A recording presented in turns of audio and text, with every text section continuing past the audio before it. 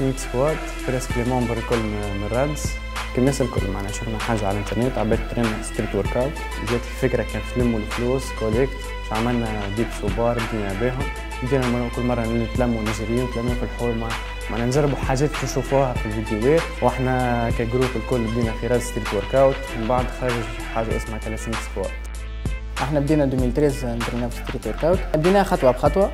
صارت انيشيتيف من جروب القروان انه يعمل لما عدينا ايفينمون باهي. الكلاسمون نتاعنا كان من الاوائل في تونس، انا جيت مثلا الثالث في الايفينمون هذايا، معناها ان نسميو مبتدئين ودخلنا في اول ايفينمون، معناها حاجه اكسيلون.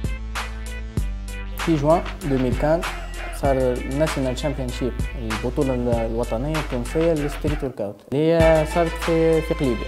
ترينين على رواحنا الليل والنهار، حتى في الشتاء نترينيو وراو في مطر واحد معناها حلم كنا نجري وراه باش يتحقق.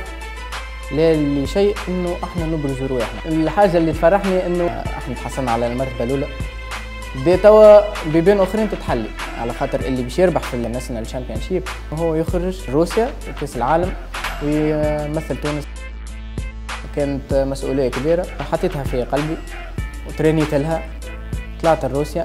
كان انجاز عظيم ليا، نسمى انا كتبت تاريخي وكتبت تاريخ تونس وكتبت اسم تونس في فيدراسيون مونديال، انه تونس شاركت وحققت المرتبه 24 اللي هي توا احسن مرتبه. انه انسان يجي هكاك يتفرج في فيديو يوتيوب ويقول لك سوي غدوه باش نولي نترينا ورك اوت وبعد يوصل كاس العالم، يعني مش حاجه سهله، معناها لازمها اراده وعزيمه قويه. لازم تريسكي، لازم تاخذ الانيشيتيف، لازم تبادر باش تلقى حاجه باهيه.